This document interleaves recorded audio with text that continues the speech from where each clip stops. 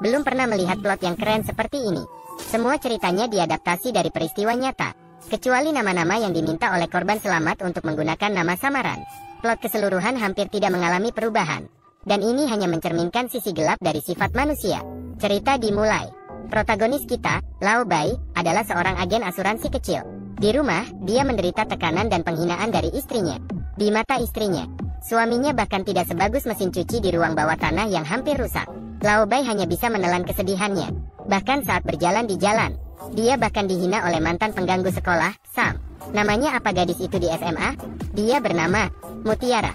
Dia pernah menyapa saya. Kami sudah menikah. Sudah 18 tahun. Ayah, ini sangat memalukan. Ya, ayah, ini sangat memalukan. Menghadapi penghinaan, Lao Bai saat ini hanya ingin pergi dari sana. Namun, Sam tidak berniat membiarkannya begitu saja. Hari ini dia akan menunjukkan kehebatannya di depan anak-anaknya. Begitulah, Lao Bai malah terdampar di rumah sakit. Namun, justru dari pengalaman ini, dia beruntung bertemu dengan seseorang yang mengubah jalannya hidup. Nama pria ini adalah Carter, seorang pembunuh profesional teratas. Melihat minuman di tangan Tuan Bai, dia berkata, "Aku juga ingin minum 2 teguk." Carter langsung meneguk 1 teguk. Kemudian keduanya mulai berbincang-bincang. Carter bertanya bagaimana hidungnya bisa seperti itu. Tuan Bai demi harga diri mengatakan dia terjatuh secara tidak sengaja. Namun lawan segera membongkar kebohongannya. Tuan Bai akhirnya terpaksa mengungkapkan kebenaran. Dia menceritakan dengan jelas bagaimana Sam telah membulinya.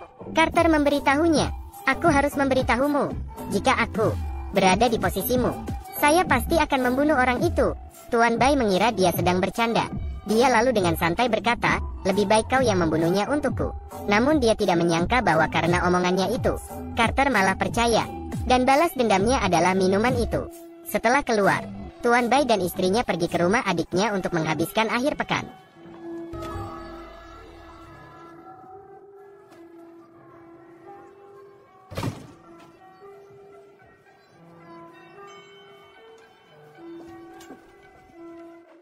Adik dan adik perempuannya menyambut mereka dengan hangat masuk ke dalam rumah. Sang adik bahkan membawa mereka ke ruang bawah tanah untuk memamerkan sesuatu, menunjukkan koleksi barang berharga miliknya. Melihat barang koleksinya yang dicintai rusak, sang adik akhirnya melepaskan topengnya. Ternyata dia sejak awal tidak pernah menghargai kakaknya. Bahkan di depan rekan kerja, dia mengatakan kakaknya sudah meninggal. Pearl, Lao Bai benar-benar pengecut. Hanya akan membuatnya malu di mana-mana. Di perjalanan pulang, di mata adiknya, tanpa disadari dia sedang menderita dengan sangat. Ivy. Sementara itu, kemudian akan meledak dengan hebatnya. Dia tiba-tiba membawa gadis masuk ke gudang. Akhirnya dia menyerang dan membunuh dengan kesempatan yang dia dapatkan. Ketika polisi tiba di lokasi, mereka melihat bahwa yang terbunuh adalah Sam, si preman kota. Mereka hanya mengira itu adalah pembunuhan antar geng. Dalam sekejap berita ini menyebar ke seluruh kota kecil. Keesokan harinya, Old White datang ke kantor untuk bekerja. Atasan meminta dia untuk mencatat klaim kematian Sam. Pria yang muncul tanpa diduga pada hari itu. Untuk memastikan dugaan di hati, istrinya masih menyalahkan dia mengapa merusak barang orang lain. Dia langsung bertanya dengan jelas, "Apakah kamu yang membunuh Sam?" Carter tidak mendengar emosi. Dia mengatakan, "Bukan kamu yang menyuruhku. Aku hanya mendengarkan perintahmu." Tidak terpikir oleh Lao Bai juga. Sebuah lelucon sendiri. Seseorang hidup-hidup mati begitu saja. Kemudian Carter melakukan brainwashing padanya. Dia mengatakan ini pertama kalinya datang ke dunia ini. Mengapa beberapa orang harus merasa lebih unggul? Orang lain sudah menginjak lehermu. Mengapa kamu masih harus bertahan? Setiap kata menusuk hati Lao Bai seperti pedang. Tanpa disadari, ini memunculkan sisi jahat dalam dirinya. Kembali ke rumah, Lao Bai menunjukkan mesin cuci yang sudah diperbaiki kepada istrinya. Akibatnya,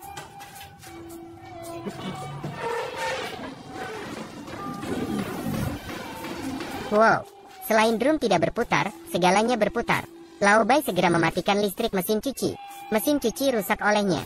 Tentu saja tidak terhindar dari rasa malu. Istrinya menghina dia sebagai anjing mati. Bahkan tidak punya kemampuan untuk menghidupi diri sendiri. Ini mengungkap sisi jahat Lao Bai. Sepenuhnya terungkap. Ambil kembali. Apa yang akan kamu lakukan? Apakah kamu akan memukulku? Itulah hidup.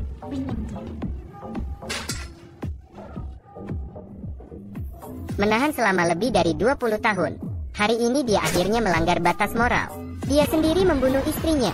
Dia yang pertama kali membunuh tidak tahu harus bagaimana. Saat itu tiba-tiba teringat akan kakak baiknya, Carter. Maka Lao Bai meneleponnya, meminta bantuan segera. Namun, pikiran sebenarnya adalah menyalahkan Carter, menyamar sebagai memeluk anak perempuan istrinya. Semua ini adalah keputusan Alt White sendiri. Semua ini adalah keputusan Alt White sendiri. Semua ini adalah keputusan Alt White sendiri. Semua ini adalah keputusan Alt White sendiri. Semua ini adalah keputusan Alt White sendiri. Menyamar sebagai membalas dendam untuk istrinya. Sepertinya ketika orang jujur menjadi kejam. Bahkan dia sendiri takut. Tidak lama kemudian, bel pintu berbunyi. Tapi orang yang datang bukanlah Carter, melainkan kepala polisi di kota kecil itu. Ternyata dia datang untuk menyelidiki kasus Sam. Katanya, kedua orang itu baru saja bertengkar. Namun, kepala polisi hanya datang untuk formalitas. Semua orang tahu sifat lemah Alt White. Namun, saat dia hendak pergi, tiba-tiba menemukan genangan darah di lantai. Kepala polisi dan sekutunya menahan Alt White. Kemudian, mereka melihat ke ruang bawah tanah. Di dalamnya, ternyata mayat istri Alt White. Dia baru saja meminta bantuan dari markas besar. Namun, Carter muncul di belakangnya. Mengatasi kepala polisi, Carter menuju ruang bawah tanah. Melihat semprotan di sudut dinding, Alt White baru saja hendak melaksanakan rencananya. Tiba-tiba terdengar suara sirene di luar pintu. Dia segera berlari masuk ke ruang bawah tanah. Tanpa diduga, Carter sudah kabur. Hanya dia sendiri yang tersisa menjadi sasaran. Dalam keadaan terdesak, dia langsung menabrak dinding pura-pura menjadi korban. Begitulah, Tuan Bai sementara lolos dari bahaya. Sementara itu, di jalan wajib masuk dan keluar dari kota kecil, sebuah mobil kecil melaju dengan cepat, menarik perhatian petugas polisi. Dia segera mengejarnya dan menghentikannya, menurunkan jendela mobil. Di dalamnya adalah Carter yang ingin membunuh kepala polisi. Petugas memintanya turun dari mobil untuk diperiksa. Namun, dia malah terlibat dalam percakapan yang rumit dengan Carter. Petugas mulai curiga. Bisa tenang mengucapkan kata-kata seperti itu dalam situasi seperti ini. Pria ini pasti tidak biasa. Dia hanya mendapatkan gaji tetap, tidak perlu mengorbankan nyawa. Akhirnya dengan persetujuannya, Carter pergi dengan panjang lebar. Sisi lain, Lao Bai menghadiri pemakaman istrinya. Dia sementara tinggal di rumah adiknya. Mendengar adiknya mengatakan bahwa polisi merusak rumahnya, dia tiba-tiba merasa cemas. Karena dia seorang wanita, maka dia harus merusak rumahnya. Terbalik, semua ini hanyalah keputusannya sendiri. Ini adalah keputusannya sendiri. Dia harus meninggalkan rumahnya. Terbalik, dia tiba-tiba merasa cemas karena senjata pembunuhan istrinya masih di rumah.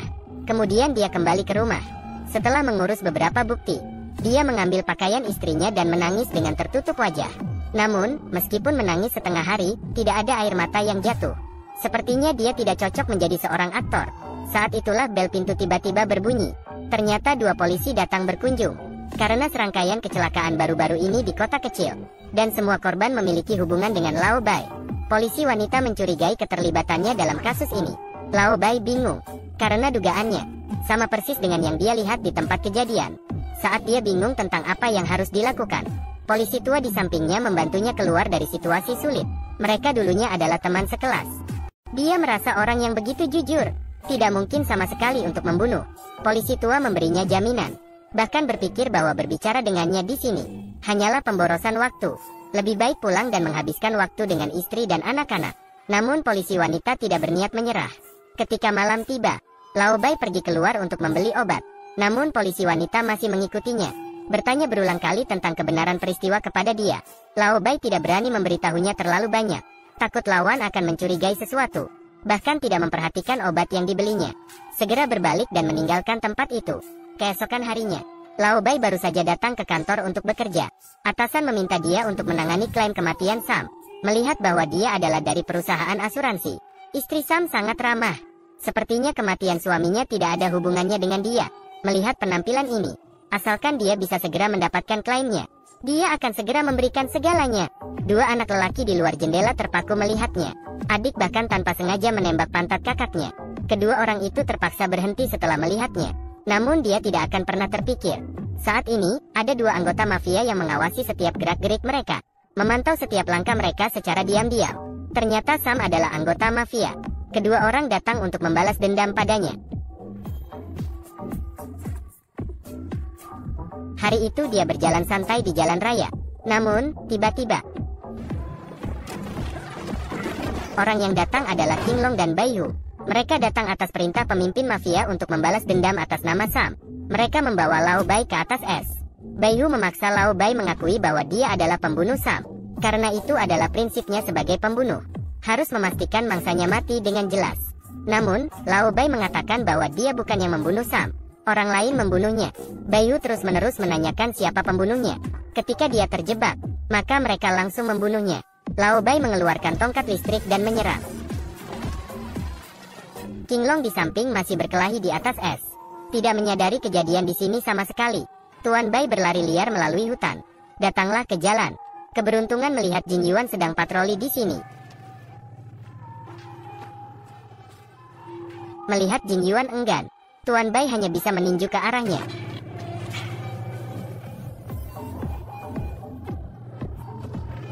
Begitulah, Tuan Bai berhasil naik ke mobil pulang.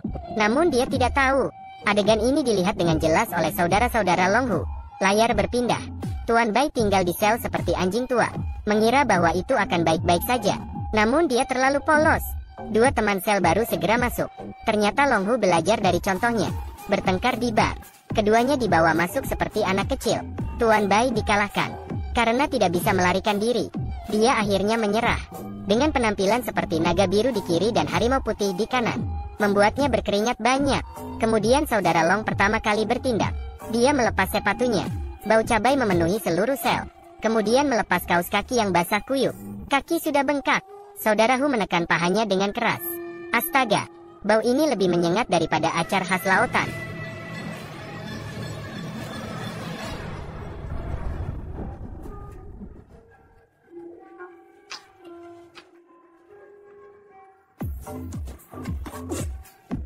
Menghadapi perilaku tidak manusiawi kedua saudara itu, Tuan Bai segera mengungkapkan identitas kakak besar Carter.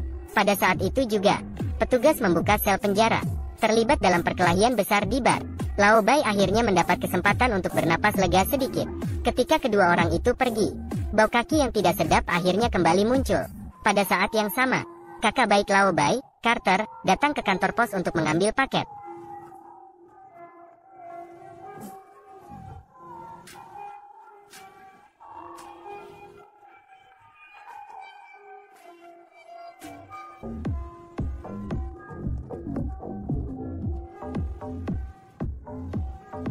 Di bawah upacara kematian Carter, si tua dengan cekatan mengeluarkan paket. Etika memang penting, namun dibandingkan dengan hidup, itu tidak berarti apa-apa. Membuka paket, di dalamnya ada memoir seorang magnat supermarket, dan orang ini adalah majikannya selanjutnya, dan identitas barunya. Ternyata dia seorang pendeta yang dihormati. Carter yang berperan dramatis langsung masuk ke dalam karakter. Hal ini membuat si tua tidak suka. Sekejap sebelumnya orang ini masih penuh dengan kemarahan. Sekarang tiba-tiba terlihat agak lembut dan baik. Berdasarkan informasi di dalamnya, Carter pergi ke sebuah supermarket besar berantai. Dan di sini dia bertemu dengan majikannya yang baru, Mike. Begitu bertemu, pihak lain langsung menyampaikan tuntutannya. Baru-baru ini seseorang mengirimkan surat ancaman kepadanya. Dia ingin Carter menemukan orang itu dan membunuhnya. Dan tersangka terbesar adalah istrinya. Karena sekarang mereka sedang dalam proses perceraian. Dengan cepat, Carter kemudian menyamar sebagai pengacara perceraian. Menemukan istri Mike. Mereka sepertinya memiliki hubungan yang tidak biasa dengan pelatih kebugaran. Pelatih datang dan berjabat tangan dengannya, namun malah berjabat tangan dengan tangan berminyak. Dan dia di belakang surat perampokan itu juga pernah melihat barang serupa. Carter yakin bahwa ini terkait dengannya. Keesokan harinya, dia langsung menemui pelatih kebugaran. Dan setelah diinterogasi dengan keras, keesokan harinya, dia langsung menemui pelatih kebugaran. Dan setelah diinterogasi dengan keras, pelatih mengakui semua yang terjadi. Ternyata apa yang dia lakukan tidak melibatkan persetujuan istri Mike. Dia hanya ingin menggunakan uang itu untuk membuka pusat kebugaran. Pelatih menyatakan tidak akan melakukan hal bodoh seperti itu lagi. Namun, Carter memiliki ide berani. Dia mengatakan jika kamu tidak ingin makan di penjara, maka ikuti saya untuk menulis surat tebusan baru. Kemudian dia menemukan agen perjalanan, membeli beberapa obat psikotropika. Kemudian diam-diam menyusup ke rumah Mike.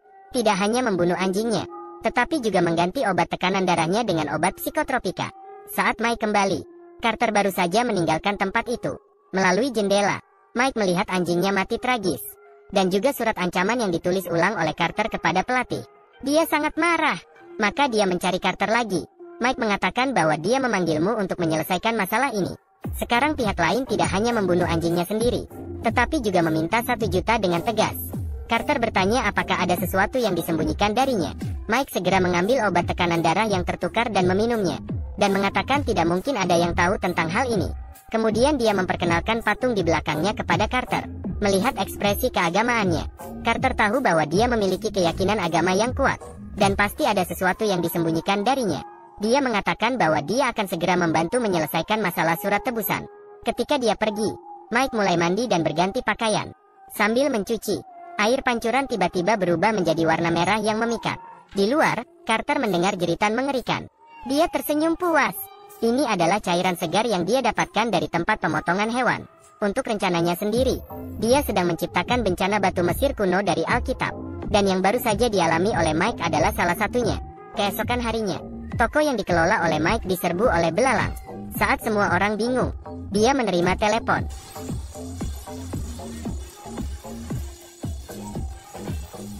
Saudara, apakah kamu mendengarnya? Ya, ingatlah, kita semua di sini. Saat ini, Mike harus percaya, semua ini adalah hukuman Tuhan baginya. Karena bertahun-tahun yang lalu ketika dia miskin dan putus asa, dia pernah meminta petunjuk dari langit. Hasilnya benar-benar membuatnya menemukan naskah di tengah salju. Dan itulah yang membuatnya sukses. Bertahun-tahun telah berlalu, Mike tahu dia juga harus membayar hutangnya. Tanpa dia sadari, semua ini adalah rencana jahat Carter. Namun saat ini, yang paling dibutuhkan Mike adalah uang. Dia segera mengumpulkan 1 juta dolar tunai. Karena menurut catatan Alkitab, bencana selanjutnya adalah kematian anak sulung. Dia tidak akan membiarkan hal itu terjadi. Keesokan harinya pagi, Mike menerima telepon. Pihak lain meminta dia untuk mengirimkan uang tunai. Mendapat pesan, dia segera pergi ke lokasi yang ditentukan. Namun begitu sampai di tempat, dia teringat kembali pada uang besar yang ditemukan di tengah salju. Dia seharusnya mengembalikan uang itu ke tempat asalnya. Hanya dengan begitu dia bisa mendapatkan penebusan. Maka dia memulai mobilnya dan meninggalkan tempat itu. Carter yang tidak mengetahui situasi sedang menuju lokasi pertemuan. Namun di tengah perjalanan, 2 mobil mengelilinginya dari depan dan belakang. Sebelum dia sempat bereaksi, pembunuh keluar dari mobil dan menembakinya dengan liar. Orang yang datang adalah 2 bersaudara, King Long dan Bai Hu. Sejak Lao Bai mengkhianati Carter, mereka terjebak dalam baku tembak. Ini seperti Perang Dunia III. Saya menutupi. Sebagai seorang pembunuh profesional, Carter tidak akan menyerah begitu saja. Dia menggunakan lingkungan sekitarnya untuk memainkan trik kotak kosong. Melihat ruang bawah tanah di sampingnya, dia punya rencana, mengeluarkan pisau kecil dan memotong telapak tangan. Kemudian berjalan menuju ke rumah kayu. Pembunuh di belakang mengikuti jejak darah di tanah. Tanpa disadari, pemburu paling terampil sering muncul sebagai mangsa. Saat harimau putih mengira dia akan berhasil, Carter bertanya padanya siapa yang mengirimmu. Mendapatkan jawaban yang diinginkannya. Tanpa ragu, dia membunuh harimau putih. Ketika polisi tiba di lokasi setelah mendengar tembakan, Carter sudah menghilang tanpa jejak. Sisi lain, Mike membawa 1 juta, menguburkannya di tempat dia dulunya mendapatkannya. Dia berpikir ini akan menghindari bencana. Namun di perjalanan pulang, dia menemukan ikan mati sepanjang jalan. Mobil anaknya yang mengalami kecelakaan di depan. Ternyata anaknya khawatir dan mengikuti dia sepanjang jalan. Namun tiba-tiba angin kencang level 18 menerpa. Pengemudi tidak bisa menghindar dan keduanya meninggal di tempat. Mike merenung dengan penuh penyesalan. Dia mengira segalanya adalah takdir. Sementara itu, Carter berdasarkan informasi yang diberikan oleh pembunuh, menemukan mata-mata di Pulau Black Hand yang ditujukan padanya, membuka paparan darah yang sulit diungkapkan.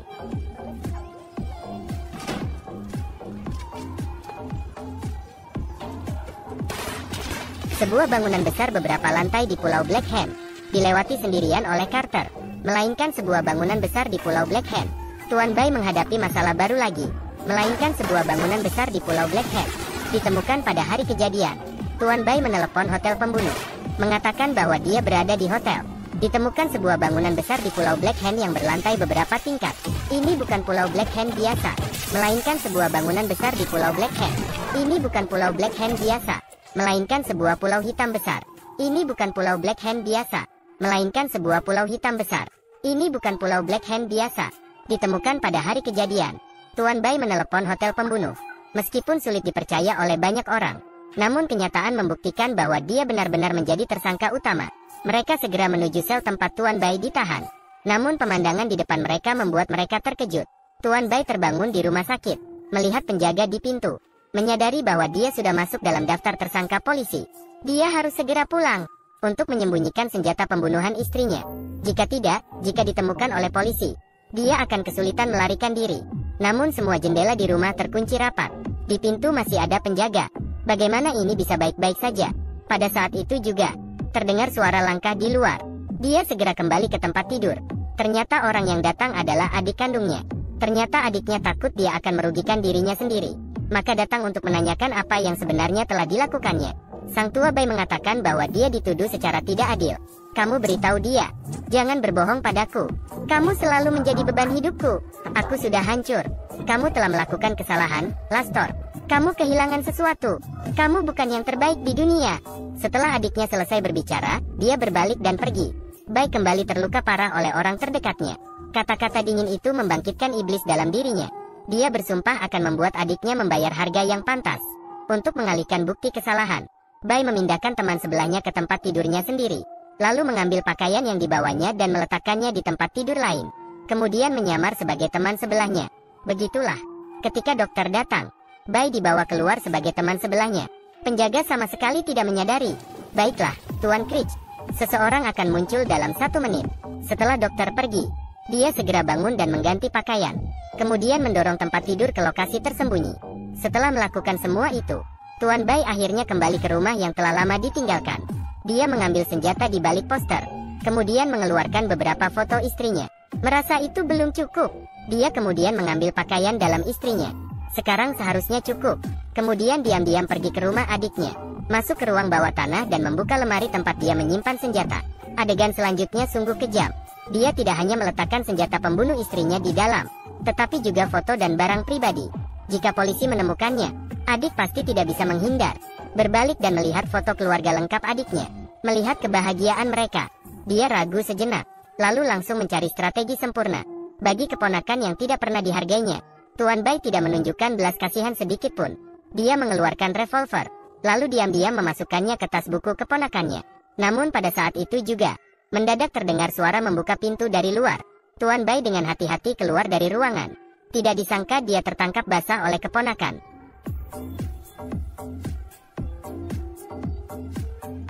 Untungnya dia sama sekali tidak menghormati pamannya.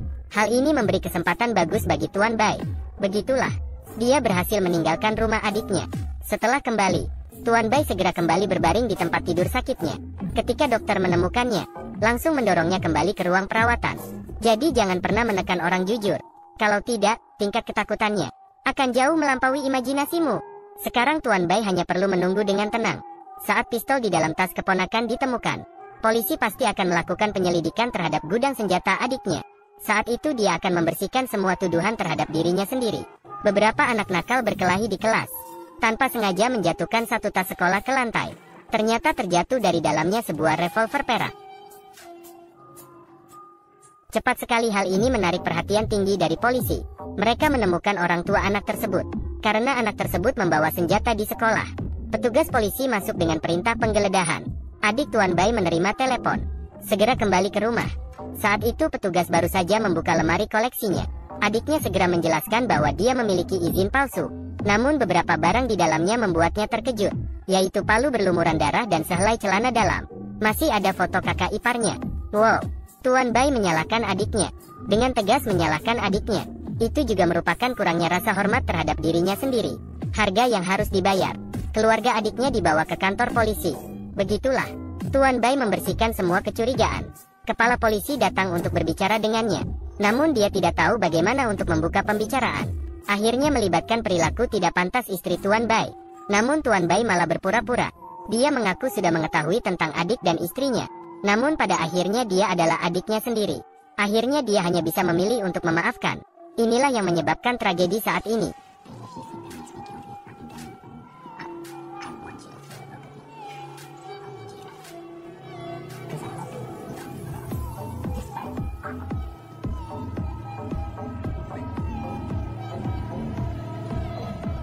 Kepala polisi terharu hingga menangis. Tanpa disadari, orang jujur di depannya telah berubah menjadi iblis. Dengan begitu, Tuan Bai dibebaskan tanpa tuduhan. Sementara adiknya yang tak bersalah hanya bisa menunggu hukuman yang adil. Kembali ke perusahaan. Atasan memberitahunya, karena asuransi Sam sudah lama tidak dibayar, maka istrinya tidak akan mendapatkan klaim asuransi besar. Mata Lao Bai berputar. Secara sukarela menawarkan diri untuk mediasi. Ini bukan karena dia baik hati, melainkan untuk membalas dendam atas penghinaan Sam terhadapnya. Sejak melanggar batas moral, Lao Bai tidak memiliki batas moral. Dia menipu istri Sam. Klaim mungkin agak sulit, tapi jika bisa memberi saya sedikit imbalan, mungkin akan ada sedikit kemajuan untuk klaim kematian suaminya. Pada hari yang sama, rumah Sam mengalami gempa bumi level 18. Pada saat yang sama, polisi wanita mengetahui bahwa pembunuh istri Lao Bai adalah adiknya. Tiba-tiba ada banyak pertanyaan dalam pikirannya. Karena ini sama sekali tidak masuk akal dengan informasi yang dia miliki, maka dia mencari penjelasan dari kepala polisi. Dia yakin Lao Bai adalah otak di balik pembunuhan. Namun kepala polisi mengatakan bahwa dia mencintai istri Lao Bai sejak SMA. Siapapun bisa menjadi pembunuh. Hanya Lao Bai yang tidak mungkin. Tanpa dia sadari, orang yang dia anggap jujur sedang menggunakan klaim asuransi istrinya untuk membeli perabotan rumah. Saat menghadapi istri adiknya, dia mengatakan bahwa dia sudah memaafkan perilaku adiknya. Adik berterima kasih dengan tulus. Hampir saja dia menjilati kakaknya. Namun dia tidak tahu, orang yang membuat keluarganya hancur adalah kakak baik di depannya. Keesokan harinya, istri Sam membawa 2 anak lelaki bodoh ke perusahaan. Dia menuduh bahwa Lao Bai adalah seorang bajingan. Meskipun dia tahu bahwa klaim asuransinya tidak berharap, masih menipunya tentang gempa di rumahnya. Untuk mendapatkan kompensasi kembali, wanita itu memberitahunya untuk memberikannya 2 juta sebelum gelap. Kalau tidak, aku tidak akan selesai denganmu. Katakan padaku, 2 anak lelaki bodoh harus bertindak. Namun kali ini Lao Bai tidak lagi diperlakukan semena-mena seperti sebelumnya. Melihat Lao Bai begitu berani, mereka bertiga hanya bisa pergi dengan cepat. Dan adegan ini dilihat oleh rekannya Linda. Dia yang penuh dengan pesona, juga menandakan bahwa musim semi cinta kedua Lao Bai akan segera tiba. Hidup Lao Bai penuh dengan keberuntungan. Bukan hanya meraih juara penjualan perusahaan, juga mendapatkan rekan kerja cantik Linda. Bisa dikatakan sukses dalam karir dan cinta. Hari itu perusahaan baru saja mengadakan pesta perayaan untuknya. Dia pergi minum 2 gelas dengan istrinya. Saat dia mencari mangsa di sekitar, sebuah bayangan di sudut menarik perhatiannya. Bukankah itu kakak baiknya sendiri, Carter? Saat ini dia sedang menjalankan misi khusus. Untuk itu, dia telah bersiap selama setengah tahun demi identitas sebagai dokter gigi. Dia membuka praktek setengah tahun lebih awal, bahkan menikahi seorang gadis yang sangat menakjubkan. Melihat bahwa malam ini dia akan sukses dan pensiun, dia hampir berhasil mendapatkan informasi dari targetnya. Melihat Lao Bai, Carter langsung bingung. Dia hanya bisa pura-pura tidak mengenalnya. Namun Lao Bai tidak menyadari. Hatinya berdebar ketika lawan bicaranya menyentuhnya. Situasi menjadi canggung sejenak. Carter segera mencoba mengalihkan perhatian targetnya. Namun Lao Bai tidak mengerti. Padahal dia yang mengubah jalannya sendiri. Mengapa sekarang harus pura-pura tidak mengenal? Karena itu, dia mengejarnya lagi. Carter mengutuk dalam hatinya. Melihat Lao Bai terus berbicara, dia akhirnya meledak. Aku sudah berjuang terlalu lama. Aku sudah terlalu jauh pergi. Aku belum berhenti. Jadi sekarang kamu tahu tentangku. Sayang, apakah kamu menginginkan ini? Aku. Ya Tuhan, mengapa tidak? Lester, apakah kamu ingin ini? Ya atau tidak? Ya.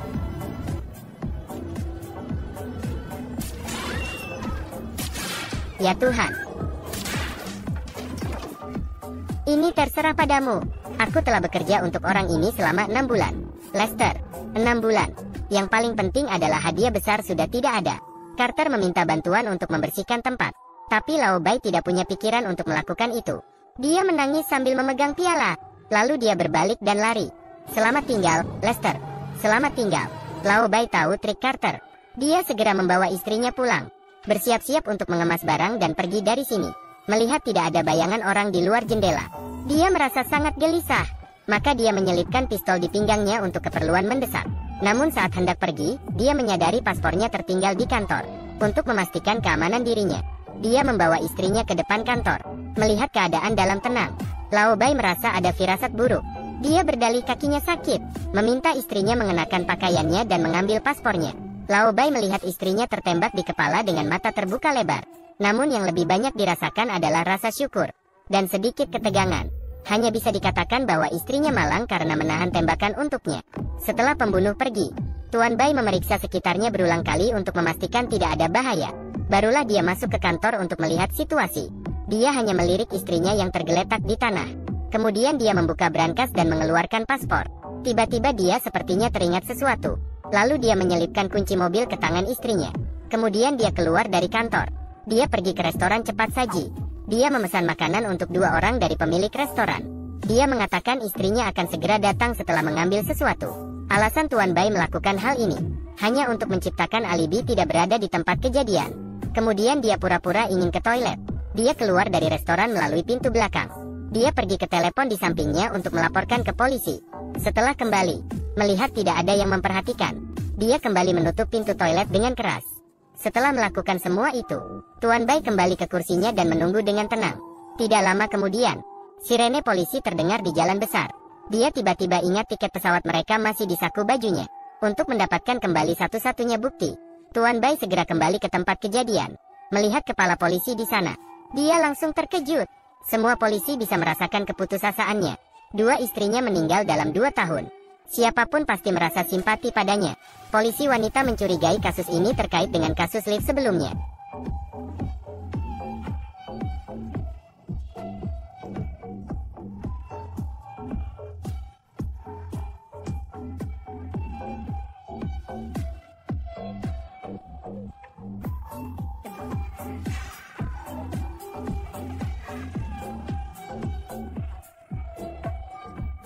Lalu dia bertanya kepada Tuan Bai apakah dia melihat sesuatu yang seharusnya tidak dilihat di hotel terakhir kali. Karena korban kebetulan mengenakan mantel Tuan Bai. Mendengar ini, Tuan Bai kembali terkejut. Langsung mengatakan bahwa dia seharusnya mati sebagai gantinya untuk istrinya. Bahkan editor hampir percaya. Saat kepala polisi membantunya meninggalkan tempat itu, dia meminta untuk mengucapkan selamat tinggal terakhir kepada istrinya. Dia perlahan mendekati istrinya. Oleh karena itu, menyelidiki tempat kejadian dengan jejak kakinya adalah wajar. Namun Tuan Bai tidak melihat istrinya. Seluruh perhatiannya tertuju pada tiket pesawat di saku. Namun sebelum dia bisa bereaksi, dia dicegah oleh polisi wanita untuk tidak merusak tempat kejadian. Tuan Bai dengan enggan harus pergi terlebih dahulu. Kemudian dia dibawa untuk diinterogasi di kantor polisi. Polisi tetap diam tentang kasus penembakan istri dan menunjukkan foto pembunuh Carter. Tuan Bai merasa situasi tidak menguntungkan. Dia menatap kepala polisi. Namun kali ini lawan tidak berniat membela dia. Tuan Bai langsung menyerah. Dia mengatakan ingin bertemu pengacara. Dia tidak menjawab pertanyaan polisi. Istri saya sudah meninggal, dan saya masih punya urusan. Jadi, kamu bisa membiarkan saya pergi atau membiarkan saya pergi. Sementara itu, seorang polisi sedang patroli di jalan, dihadang oleh serigala di jalan. Mengikuti arah serigala pergi, melihat sebuah pondok kecil di hutan. Dan itu adalah mobil Carter yang diparkir di depan pintu. Polisi memarkir mobilnya di tempat tersembunyi, lalu diam-diam bersembunyi di salju untuk mengamati. Beberapa saat kemudian, akhirnya dia melihat Carter keluar dari ruangan, menunggu sampai lawan pergi dengan mobilnya. Polisi dengan berani mendekati pondok. Setelah berpikir sejenak, dia masuk.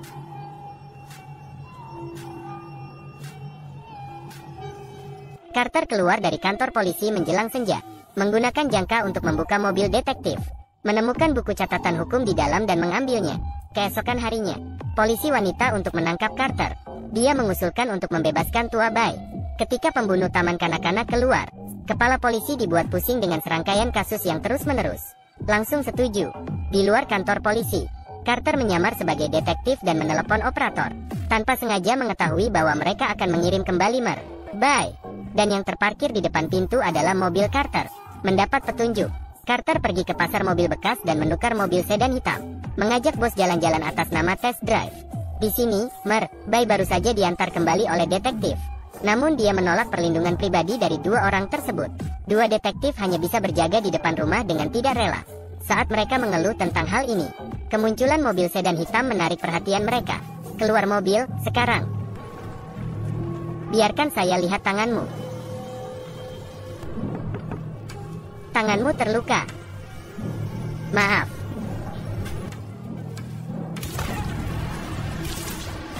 Dua detektif langsung terkejut ketika Bai melihat keluar rumah.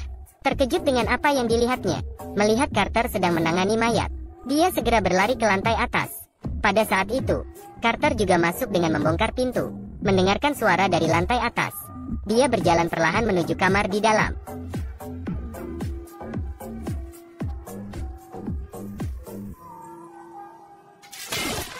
Mendengar ketegangan di dalam Carter, Bai membuka pintu dan langsung menembak.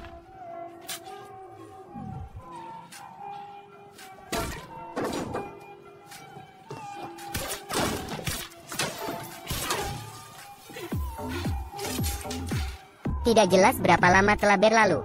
Mendengar tidak ada suara di luar, Bai dengan berani membuka pintu kamar. Namun lawan sudah menghilang. Ternyata Carter untuk mencegah kegagalan, kembali ke pondok di hutan dengan langkah terhuyung-huyung. Namun ketika dia hendak merawat luka, petugas polisi yang bersembunyi di rumahnya keluar, menghadapi Carter yang mabuk dan lelah. Dia tidak menunjukkan belas kasihan sedikit pun. Dengan cepat, polisi tiba di lokasi. Saat mereka sedang menyelidiki bukti, tanpa sengaja menemukan kotak perekam cadangan Carter.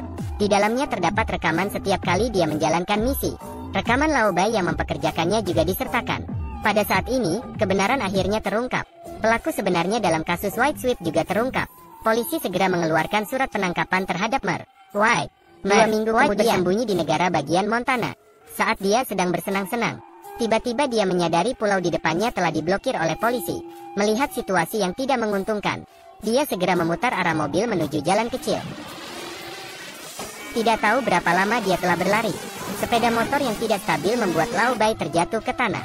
Dia bangkit tanpa memperdulikan rasa sakit dan berlari sekuat tenaga.